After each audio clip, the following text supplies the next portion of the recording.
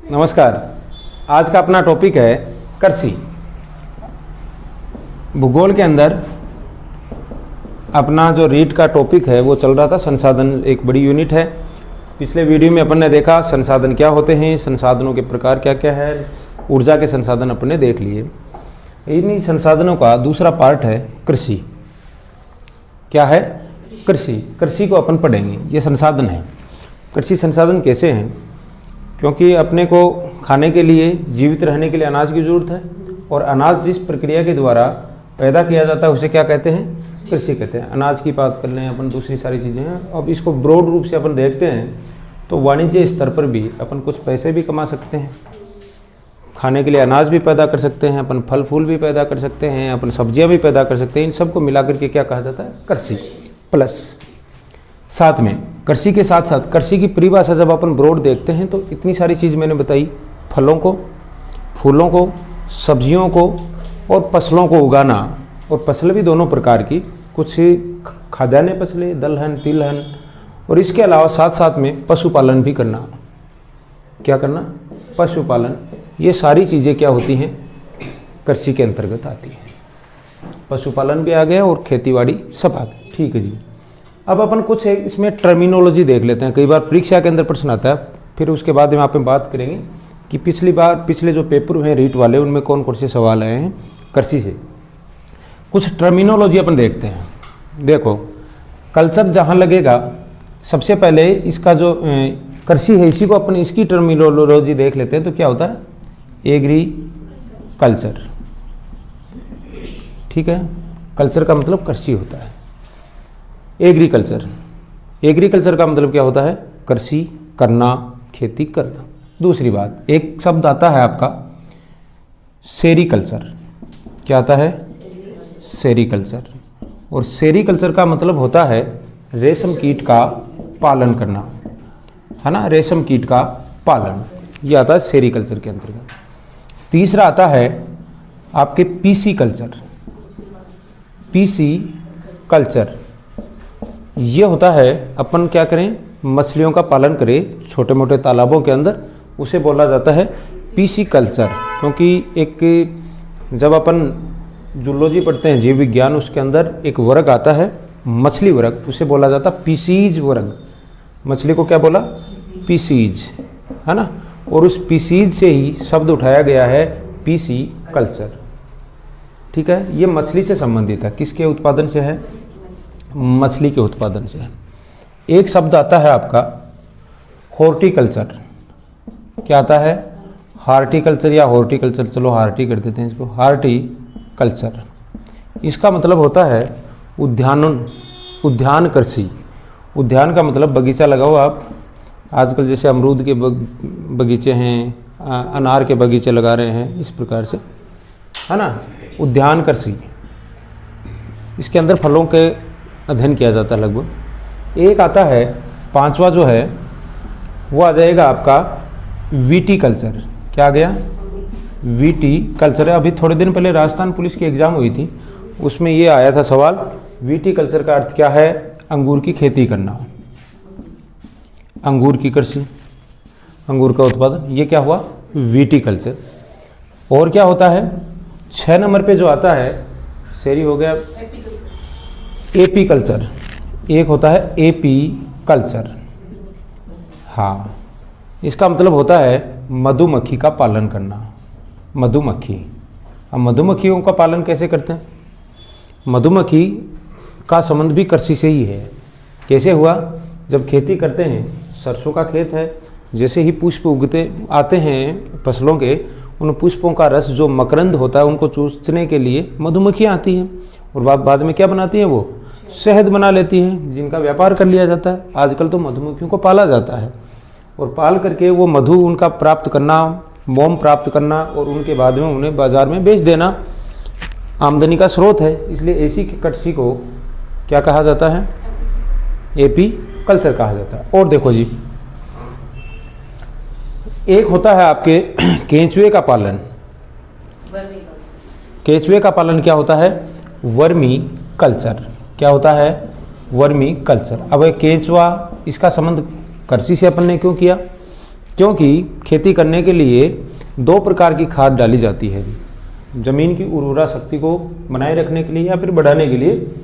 एक खाद होती है जो प्राकृतिक होती है अपनी, जिसे हरी घास हो गई, हरी खाद हो गई, आपके गोबर खाद हो गई, ये सारी। एक होती है आपके उर्वरक जो रसायन अपन डालते हैं। अब वर्मी कल्चर क्या होता है, वर्मी कंपोस्ट जो तैयार की जाती है, जैसे जो गोबर होता है उस गोबर को एक जगह इकट्ठा कर लिया जाता है। उसके बाद में जो केंचुए हैं, इस केंचुओं को इस गोबर के ढेर के अंदर छोड़ा जाता है। केंचुए क्या करेंगे, इसे नम और गीला रख दिया जाएगा। धूप से बचाने के लिए इसके ऊपर छतरी लगा दी जाती है। धूप क्यों? क्योंकि यदि केंचुए इसके अंदर रहेंगे तो उन्हें धूप से भी बचाना है। पानी के लिए इनके ऊपर समय समय पर पानी का छिड़काव करते रहेंगे। कुछ समय बाद में आप देखोगे केंचुओं की संख्या बढ़ती जाती है। इस खाद को, ये गोबर को खाते रहते हैं और इस गोबर वाली खाद को नई खाद के रूप में कन्वर्ट कर देते हैं, जिसे हम खेतों के अंदर डालते हैं तो अच्छी उपज पैदा होती है। तो इसे कहा जाता है, केंचुए पालन को क्या कहा गया, वर्मी कल्चर। तो ये कुछ टर्म्स थी, ठीक है, जो परीक्षा के अंदर अक्सर पूछी जाती है। पहली agriculture, sericulture, PC culture, horticulture, viticulture, apiculture और वर्मी कल्चर। और एक जो आप पालते हैं, मुर्गियां पालते हैं ना, उसे बोला जाता है पोल्ट्री। क्या बोला जाता है, कहते हैं ना पोल्ट्री फार्म, पोल्ट्री।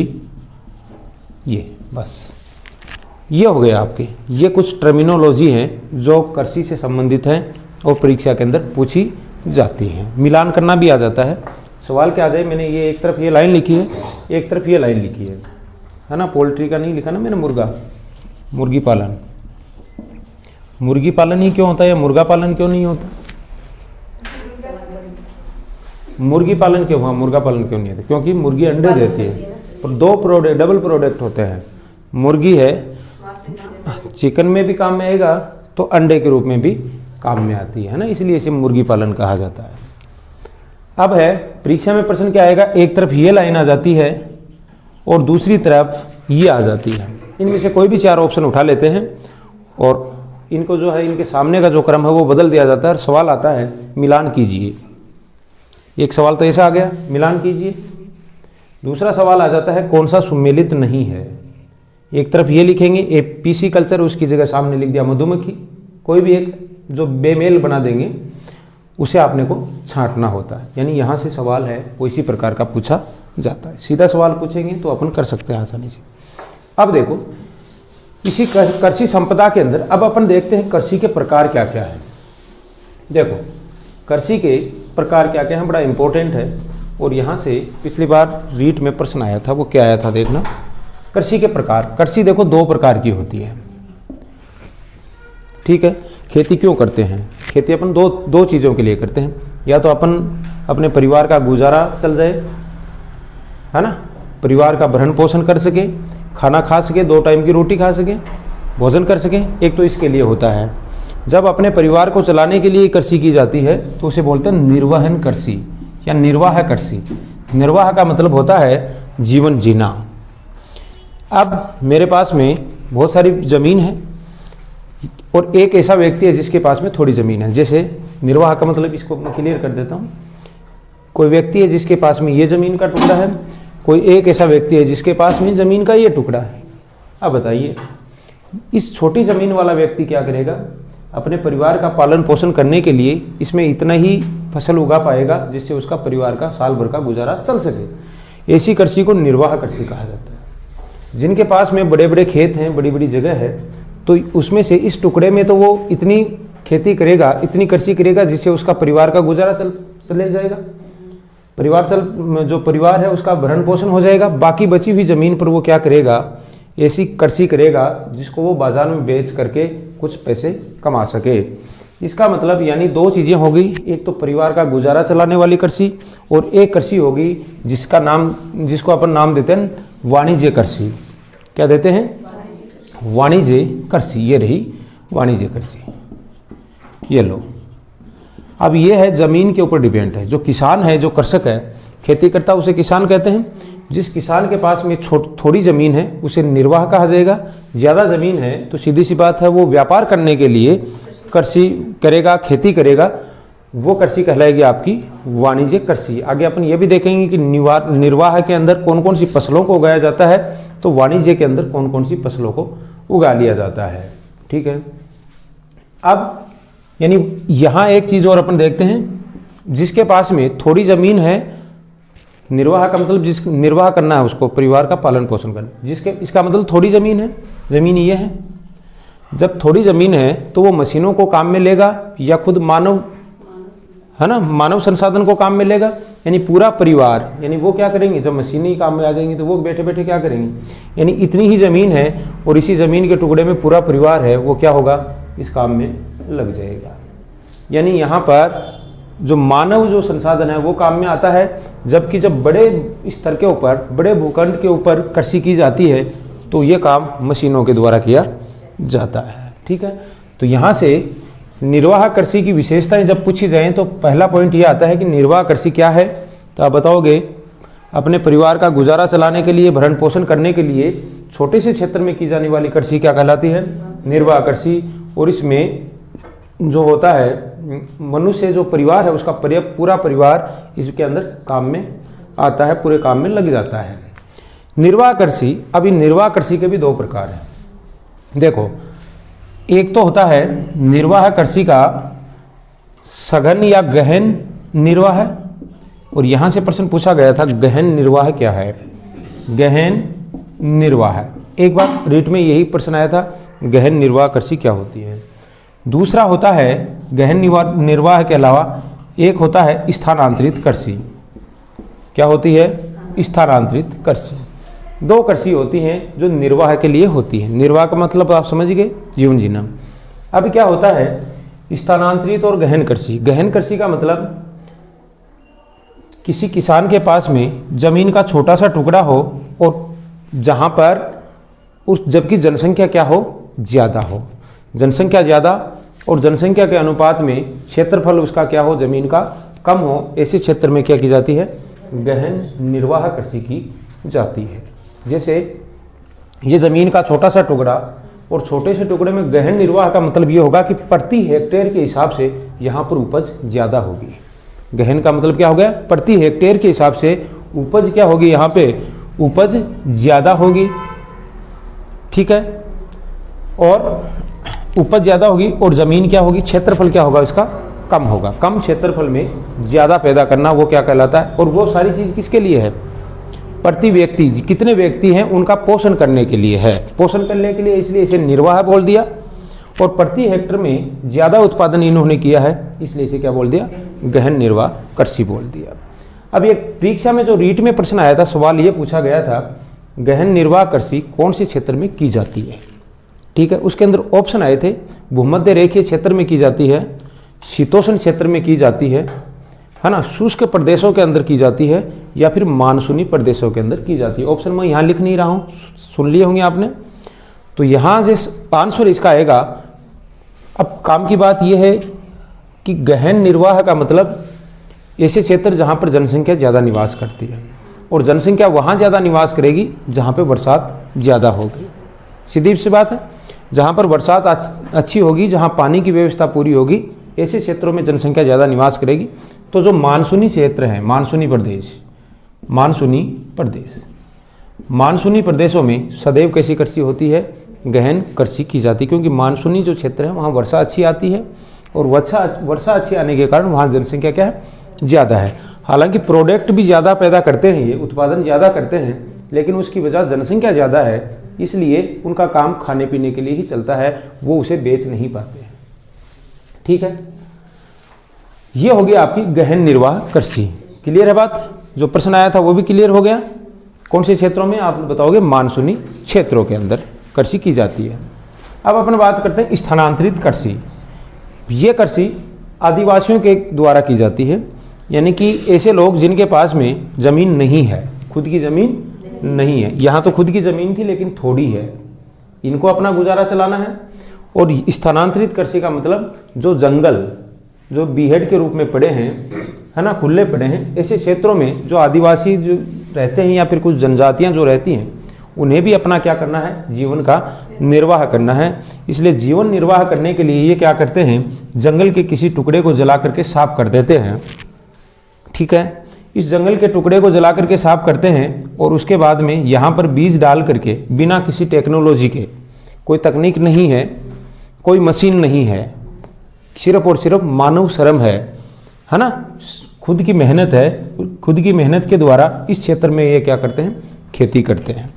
2-3 साल तक यहाँ खेती करते हैं। उसके बाद में जैसे ही ये जगह क्या हो जाती है, ये मिट्टी अनुपजाऊ हो जाती है, यानी धीरे धीरे जैसे ही प्रोडक्ट कम देना स्टार्ट करती है, वैसे वैसे ये क्या करते हैं, इस जगह को छोड़ देते हैं और जंगल के किसी दूसरे हिस्से को जला देते हैं।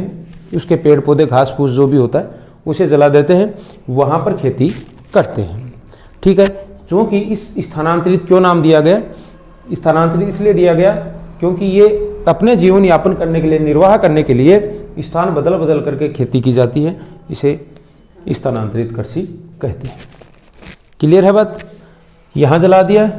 अब बात करते हैं कि जिन क्षेत्रों में स्थानांतरित कृषि की जाती है, जिन क्षेत्रों में स्थानांतरित कृषि की जाती है, वहाँ की जो वनस्पति होती है, जो पेड़ पौधे, जो वन है, उनकी क्या विशेषता होती है, उनकी विशेषता होती है कि उनमें तीव्र प्रजनन की क्षमता होती है, यानी कि जल्दी से रिकवर है, ये जो क्षेत्र है रिकवर जल्दी हो जाता है।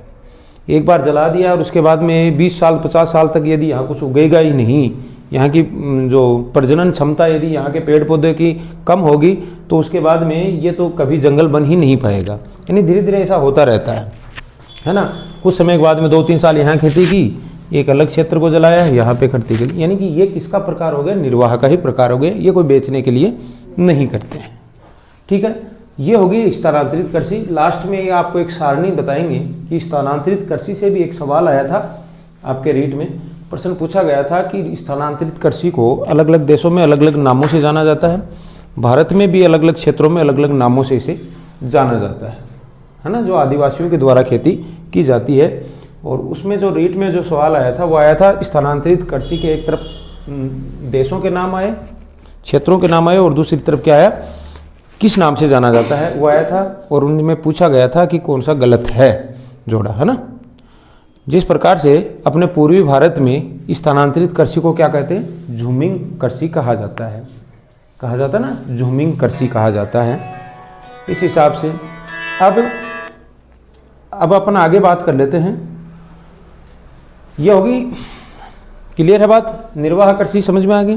अब अपन बात कर लेते हैं वाणिज्य कृषि के बारे में कि वाणिज्य कृषि क्या होती है।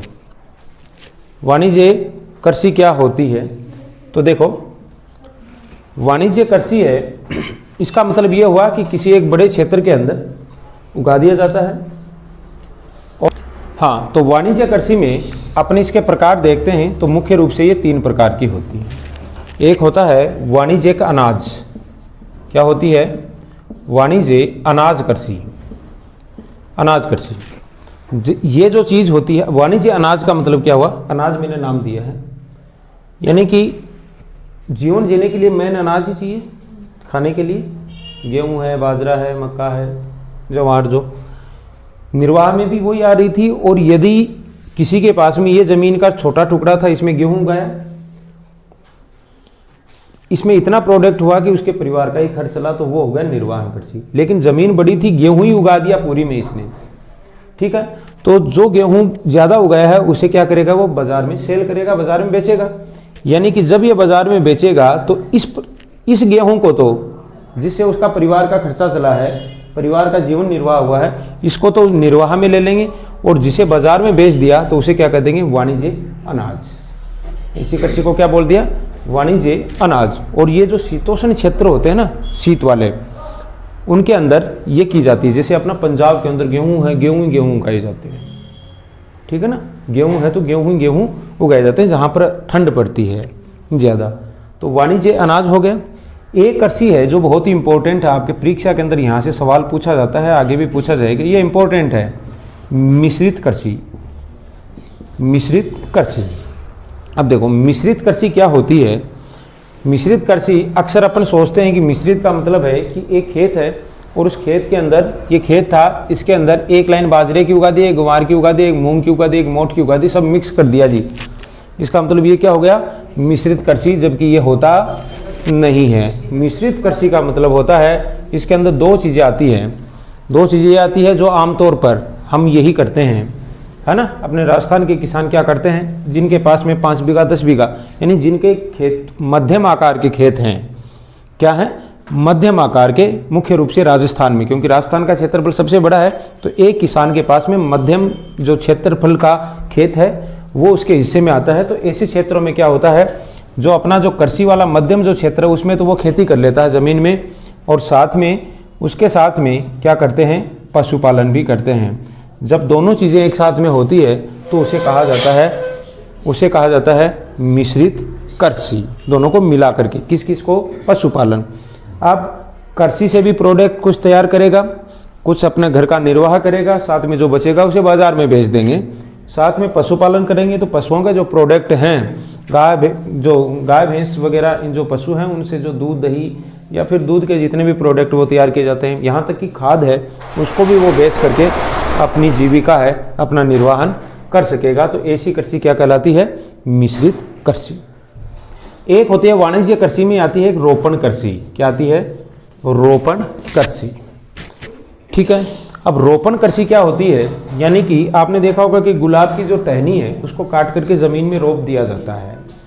आजकल कर रहे हैं नहीं, बागवानी कर रहे हैं, यानी इस बागवानी वाला जो मैटर जो होता है वो आता है आपके वाणिज्य के लिए। आपने देखा होगा बड़े बड़े सेब के बगीचे होते हैं, अनार के बगीचे होते हैं, होते कि नहीं होते, ये सारी चीज़ें, उद्यान जो लगा दिया कोई भी, नींबू का बगीचा बना दिया, तो ये रोपण के अंतर्गत आता है। और नींबू है वो एक ठेका छोड़ देते हैं कि भैया इतनी बीघा में है अपना, इतने नींबू के पेड़ हैं तो लगभग इतने क्विंटल प्रोडक्ट होने वाला है ना। दूसरे मजदूर लग जाते हैं और उन्हें बाजार में बेच दिया जाता है। यानी ये पूरा का पूरा किसके लिए किया जाता है, वाणिज्य, यानी बेचने के लिए बाजार में किया जाता है। तो ये होती है रोपण कृषि।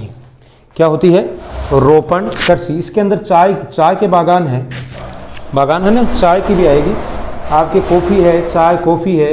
इसके अलावा उद्यानिक जो जितनी भी फसलें आती हैं, है ना, जिनको 5 बीघा 20 बीघा के अंदर 10 बीघा में जो भी ज़मीन है वहाँ पर उगा दिया जाए, फलों वाली हो गई इनको, और उसको बाज़ार में बेच दिया जाए, तो उसे क्या बोल दिया जाता है, रोपण कृषि। तो ये हुए आपके कृषि के प्रकार। मुख्य रूप से परीक्षा के अंदर नॉर्मल प्रश्न उठाया गया है।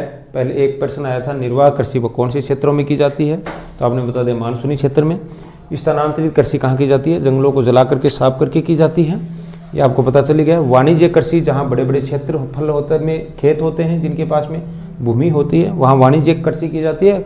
उसका पहला जो था वाणिज्य कृषि का, वाणिज्य अनाज, यानी जिसके पास में ज़्यादा ज़मीन है खुद का निर्वाह करेगा, बची हुई जो अनाज है उसको बाजार में बेच देगा, उसे वाणिज्यिक अनाज कृषि कहा जाता है। दूसरा है मिश्रित कृषि, कृषि के साथ साथ पशुपालन करना, वो मिश्रित कृषि आएगा। यानी कृषि है, इसको इससे भी आमदनी करेंगे और पशुओं के जो प्रोडक्ट हैं उनसे भी आमदनी करेंगे।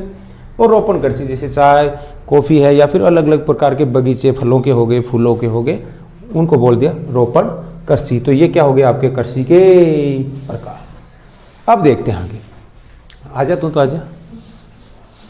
अब आगे क्या देखें भाई, अब आगे देखते हैं अपन मुख्य फसलें अपन देख लेते हैं। फसल कौन कौन सी होती है, कृषि के अंतर्गत ही आता है, ठीक है। कृषि की प्रक्रिया अपन देख लें। कृषि की प्रक्रिया क्या होती है, कई बार परीक्षा में प्रश्न आता है कि कौन सा जो क्रम है वो कृषि में शामिल नहीं है खेती में। भाई अपन कोई फसल उगाते हैं तो उसका कोई क्रम तो होना चाहिए। तो देखो सबसे पहले क्या किया जाता है, ज़मीन की निराई गुड़ाई की जाती है, नहीं सॉरी, क्या किया जाता है, जुताई की जाती है, ठीक है जी। उसके बाद में जुताई करने के बाद में बुआई की जाती है। जुताई का मतलब होता है कि ज़मीन को हल चला करके पौली करना, क्या कहलाता है, जुताई कहलाता है। उसके बाद में उसके अंदर बीज डाला जाता है, उसे बुआई कहते हैं। बीज उग गया, बीज उगने के बाद में अब क्या होता है, उसमें लगातार पानी दिया जाता है, यानी उसकी सिंचाई की जाती है। सिंचाई किसे कहते हैं, समय समय पर फसल को निश्चित अंतराल के बाद में पानी देना, वो क्या कहलाता है, सिंचाई कहलाता है। सिंचाई करने के बाद में जैसे जैसे जो बीज थे वो उगे हैं, उनके साथ में कुछ अनावश्यक घास भी उग जाती है, जिन्हें खरपतवार कहते हैं। खरपतवार को हटाना क्या कहलाता है, निराई गुड़ाई कहलाता है।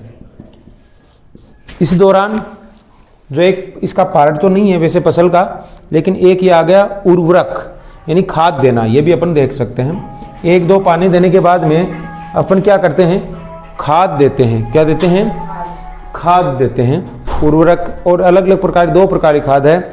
यदि अपन जैविक खाद डाल रहे हैं तो वो हो गया, उसके अलावा रासायनिक खाद भी आजकल काम में ली जाती है जो कि नुकसानदायक है। खाद देने के बाद में जैसे ही पानी दे रहे हैं, निराई गुड़ाई कर दी, खाद दे दी, अब क्या होगा कि फसल धीरे धीरे क्या हो जाएगी, पक के तैयार हो जाती है। तो उसे क्या कर देंगे अपन, कटाई कर दी जाती है। फसल कटाई के बाद में, उसके बाद में क्या होता है, लास्ट में उसका जो अनाज है उसे निकाल दिया जाता है। थ्रेसिंग बोलते हैं जिसे, क्या बोलते हैं, थ्रेसिंग। मशीन आती है, अलग अलग टेक्निक है। थ्रेसिंग के बाद में जो अनाज होता है उसका क्या किया जाता है, भंडारण, यानी बोरियों में भर के जितना चाहिए उतना घर में और बाकी बाजार में भेज दिया जाता है, उसे क्या कहते हैं, भंडारण। तो एक फसल प्राप्त करने की ये चरण है पूरे, इस हिसाब से पूरी फसल है वो प्राप्त हो जाती है। अब अपन बात करें कि फसल है वो कितने प्रकार की होती हैं।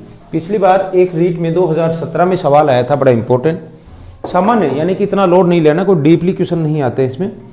प्रश्न आया था फसलें कितने प्रकार की होती हैं।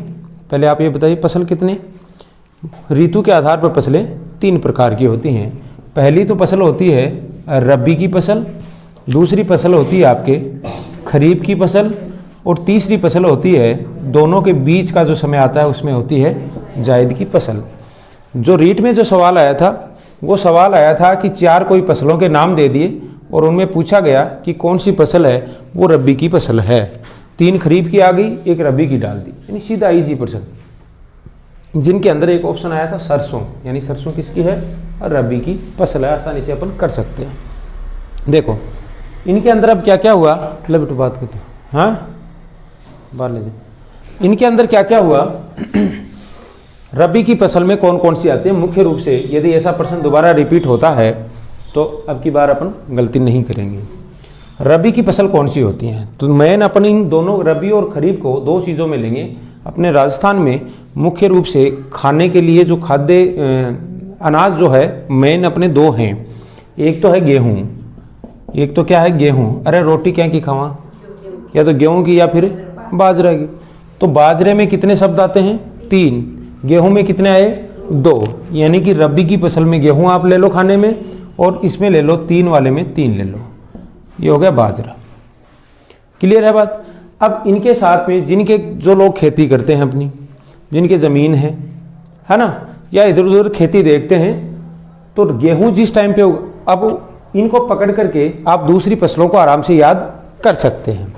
गेहूं याद आ गया, गेहूं आते ही आपके समझ में आ जाएगा कि गेहूं का खेत यदि आपने देखा तो उसके साथ में आपने कभी सरसों भी देखी होगी, सरसों देखी है। सरसों जब किसी ने देखी है तो उसके साथ में आपने चना भी देखा होगा। चना देखा है तो इस टाइम पे अभी मटर भी आ रहे हैं नहीं आ रहे हैं बाजार में, आपने मटर भी देखा होगा। मटर देखा है तो गेहूं जैसा ही एक फसल होती है जौ होता है कि नहीं होता है, गेहूं और जौ, यानी कि जो भी इसके अंदर आ सकता है आ जाएगा, और इसके साथ में आपके क्या आ जाएगा, जीरा सर्दियों में। अब बात मतलब ये जो फसलें इतनी आ गई, इनके अलावा कोई ज़्यादा नहीं आता। फिर अलसी, तारा मीरा एक और होता है, तारा मीरा सरसों जैसा ही होता है। तारा मीरा, हाँ इस बगौल घोड़ा जीरा, जीरा और घोड़ा जीरा एक ही बात, हाँ जीरा और घोड़ा जीरा इस बगौल को कहते हैं। कहाँ पैदा होता है राजस्थान में सबसे ज़्यादा, जालोर जिले में। जालोर है वो घोड़ा जीरा के लिए प्रसिद्ध है।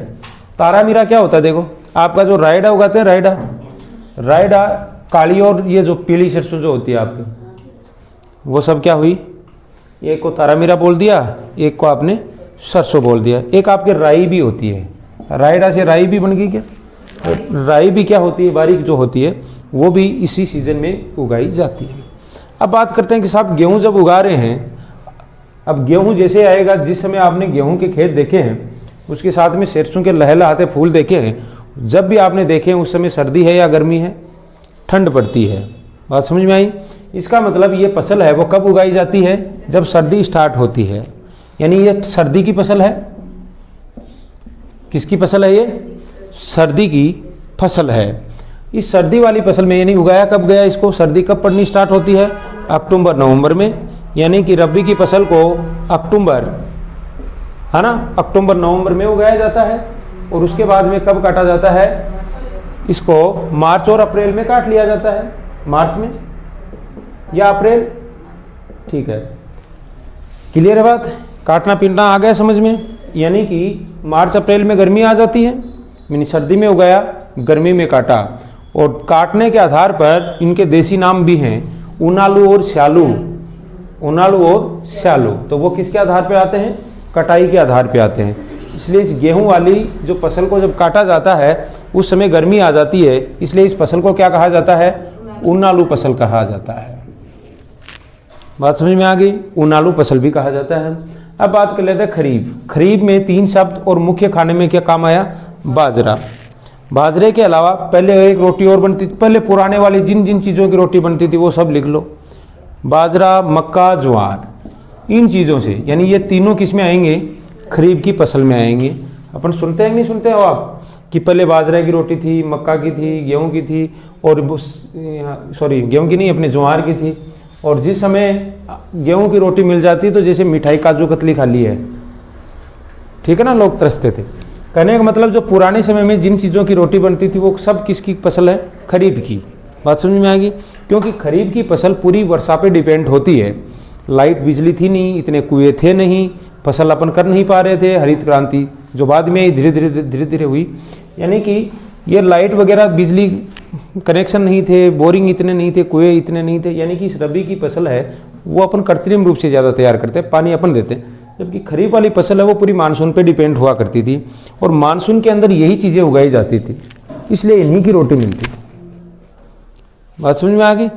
तो ये हो गया बाजरा, मक्का, ज्वार। इनके अलावा और क्या क्या उगाया जाता है, कभी आपने ये खेत देखा है, कोई देखा तो इनके साथ में आपने गुआर देखा होगा, गुआर उगाते। एक बार तो बड़ा महंगा हो गया था गुआर, बड़ा महंगा हुआ था कि नहीं हुआ था, 40-40, 50-50 हज़ार रुपये एक बोरी के थे। हाँ, इसके अलावा गुआर के अलावा आता है आपके मूंग, और क्या आगे, मोठ। तल उगाते हैं क्या, तिल।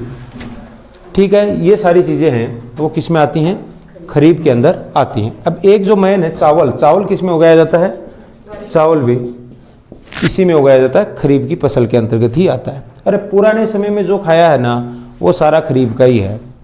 नया तो अब क्या आया, गेहूँ आया है रबी में, ठीक है ना, गेहूँ है वो रबी की फसल में। बाद में रोटी बनने लगी, सिंचाई की जाने लगी, कृत्रिम रूप से सिंचाई की है, उसके बाद में ये मामला तैयार हुआ है।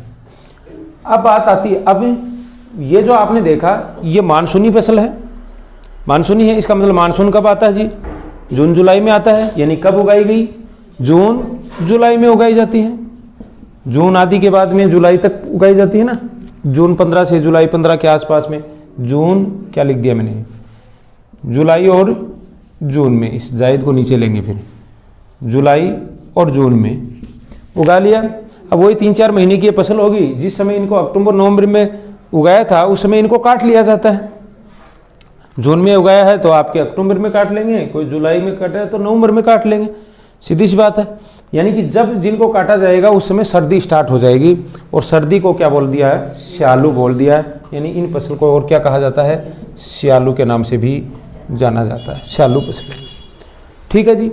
अब अपन ने देखा कि साहब मार्च अप्रैल के अंदर तो आपने काट लिया था रबी की फसल को, और उसके बाद में मानसून आया जून जुलाई में, तब आप जाके उगाया, तो बीच में कुछ टाइम बच गया है ना। मई वाला बच गया, जून में उगाया तो आधा जून का महीना बच गया है ना, कुछ अप्रैल का बच गया। तो ये जो 2.5-3 महीने का एक पीरियड होता है बीच में, जिनके अंदर मेन जो लिया जाता है वो लिया जाता है मई महीना। मई के एक साइड में जून आएगा और एक साइड में आपके अप्रैल आ गया। ये जो पीरियड है 15 दिन इसके, ये पूरा महीना 15 दिन इसके, ठीक है। कई बार क्या होता है इसका पूरा महीना भी आ जाता है, कई बार ये पूरा महीना, जल्दी फसल कटाई हो गई तो। यानी ये जो 2-2.5 महीने का पीरियड होता है, इस समय खेत खाली हो जाते हैं। जब खेत खाली होंगे तो उन खाली खेतों के अंदर क्या किया जाता है, कुछ ना कुछ उगाया जाता है, साग सब्जी तरकारियाँ उगाई जाती हैं। साग सब्जी तरकारी उगाएंगे, इसी समय तरबूज खरबूज भी उगाया जाएगा। तरबूज उगाया जाएगा, आपके खरबूजा उगाया जाएगा, तरकारियाँ उगाई जाएंगी। तरकारियाँ यानी सब्जियाँ, लौकी, ककड़ी, खीरा, ये सारी चीज़ें किसान है वो उगा लेता है क्योंकि ज़मीन खाली पड़ी रहती है। तो ऐसी फसल को जो इस टाइम में आ रही है उन्हें कहा जाता है भाई जायद की फसलें। ठीक है, अब बात करते हैं सवाल क्या आ सकता है। सवाल तो सीधा सा जो पिछली बार ईट में आया था, इनमें से पूछा था कि कौन सी है वो रबी की फसल है। 3 इनमें से ऑप्शन ले लिए, एक रबी में से ले लिया था सरसों, 3 ले लिया बाजरा, मक्का, ज्वार और सरसों। कौन सी रबी की है? सीधा सा प्रश्न है कि साहब सरसों रबी की है। प्रश्न आ सकता है कि स्यालू किसे कहते हैं, ऊनालू किसे कहते हैं। प्रश्न ये भी आ सकता है कि कब उगाई जाती है, कब काटी जाती है, क्रम के अनुसार बताइए। ठीक है, और प्रश्न क्या आ सकता है, बाकी जायद के अनुसार आ सकता है कि जायद की फसल है उसके अंदर कौन कौन सी चीज़ शामिल नहीं है, ये भी आ सकता है। ठीक है ना, 3 इनमें से आ जाएगा खरबूजा, तरबूज, ककड़ी, उसके बाद में आ जाए तिल। ठीक है, तो क्या हो गया? तिल, ये जायद की फसल नहीं है। तो ये हो गया आपके फसलों के प्रकार। ठीक है, कितना टाइम होगा भाई? हाँ 35 हो गया। फटाफट एक चीज़ है, एक सारणी और बता देते हैं आपको। ये सारणी आपको नोट करनी है कि स्थानांतरित कृषि, पिछली बार जो मिलान आया था, स्थानांतरित कृषि कौन सी स्थान पर स्थानांतरित कृषि को क्या कहा जाता है। तो सबसे पहले मैं स्थानांतरित कृषि ले रहा हूँ, सारे इसको चार्ट बना लेना बाद में। सबसे पहले आता है मेक्सिको। मेक्सिको स्थानांतरित कृषि जो है उसे भारत में तो जूमिंग कृषि के नाम से बोला जाता है, बोलते जाइए आप। मेक्सिको के अंदर इसे मिल्पा कहा जाता है। क्या कहा गया भाई? मेक्सिको के अंदर इसे मिल्पा कहा जाता है। अपन बात करें भारत में क्या कहा गया, भारत में इसे झूमिंग कृषि कहा जाता है ना, वो बाद में बताएंगे। दूसरा अपन बात करते हैं श्रीलंका जो है आपके, श्रीलंका में इस कृषि को सेना कहा जाता है। क्या कहा गया? सेना कृषि कहा जाता है। इसके अलावा मलेशिया है आपके, मलेशिया में क्या कहा गया? लद्दाख। ये जो लद्दाख आया है, ये जो पिछली बार जो प्रश्न आया था यहाँ से सवाल उठाया गया था कौन सा गलत है, और श्रीलंका के सामने ये लद्दाख आया था। ठीक है, यानी ये गलत था क्योंकि श्रीलंका में सेना कृषि की जाती है, लद्दाख है वो आपके मलेशिया में की जाती है। इसके अलावा आपके ब्राजील के अंदर इस कृषि को क्या बोलते हैं? रोका। ब्राजील में क्या बोला गया? रोका कृषि इसे कहा जाता है ना। मेन ये चीज़ें हो गई। बाकी आप है किताबों के अंदर दिया हुआ होगा, आप उनमें आप देख सकते हैं, मिलान कर सकते हैं। यानी इन्हें जितनी बार 2-3 बार आप पढ़ोगे तो ये याद हो जाएंगी, क्योंकि यहाँ से सवाल उठाया था, हो सकता है अगली बार भी यहीं से कोई सवाल पुटअप कर लिया जाए। ये तो था आपका कृषि संपदा, ये टॉपिक पूरा होता है। नमस्कार।